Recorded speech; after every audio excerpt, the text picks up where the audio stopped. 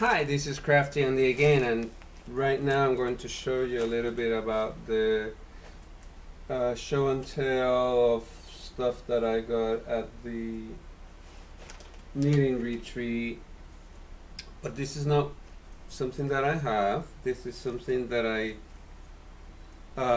sell the pattern, and it is called the Apollo. And I wanted to show you the Apollo shawl. It's a man's shawl. It has a nice stitch border at the beginning and at the end, and it drapes very nicely. It's something nice for your shoulder, and it's something that I was challenged to do and I enjoy doing, and men can do lace, believe it or not.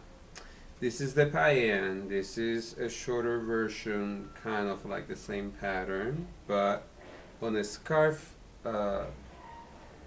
pattern, and this is done with superwash merino from Malabrigo.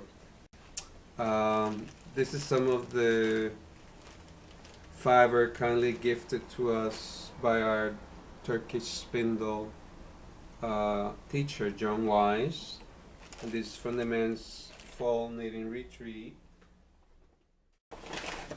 I don't know if you ever saw this before. Oh, we got a Scassell bag, which is fantastic, but I don't have it with me. This is a new yarn from Scassell. It's called Simplicity, and it's a very inexpensive merino acrylic nylon blend. It's 55% merino, and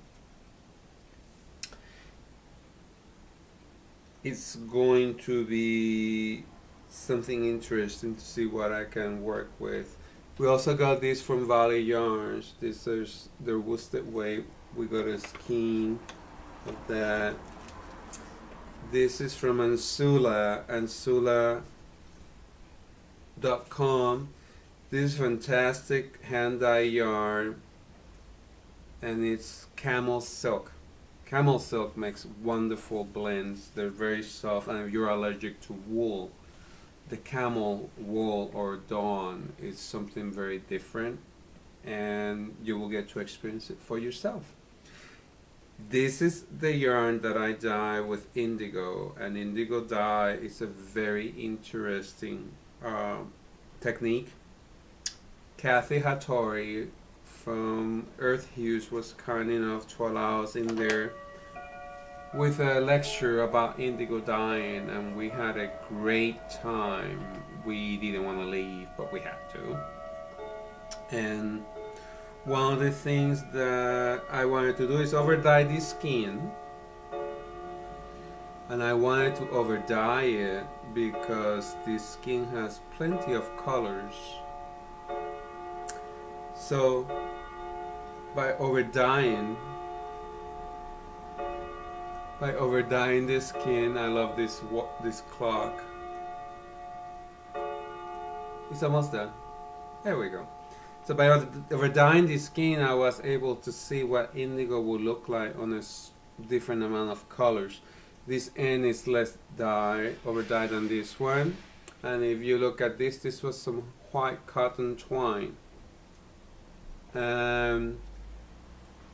This was actually some acrylic, so you can tell that you cannot over dye acrylic. It will not take well. This is an acrylic wool blend, and I guess the wool did take a little bit, but definitely the acrylic wasn't happy with the color because it doesn't have anything to grab onto. Acrylic gets dyed on the chemical level of production, I believe. We got this Raining Man. It's a new colorway from gothsocksyarn.com. And we also got some Curious Creek fiber from curiouscreek.com. It's another skein. And this is its Raining Man colorway. This I bought is a sour ball. A friend of mine got a bag, and I asked him if he will sell me that. This I got this order of yarn. It's not from the necessarily from the retreat, but these are available at joyofyarn.com, and these are colorways that James Harbison makes available to you online or when you're at his shop. And I have ordered some of these, so he was kind enough to bring them to me.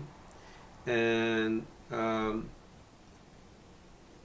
these colors, he only makes like 8 skeins per color, so they're kind of like very unique. And this was very kind of our friend Kerry Shannon. He gifted us with some wool mice twin yarn. There were 2 or 3 different skeins, and he wanted to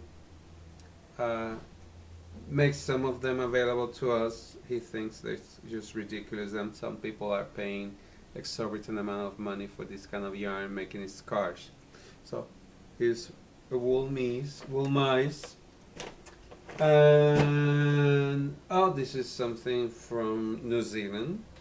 It's the Rapunzel braid. And this was some pin drafted targi merino, and I don't know what pin drafted means, but this is an American kind of breed of sheep that was bred for the Midwest and the Plains, and so far that I can touch, this is very soft.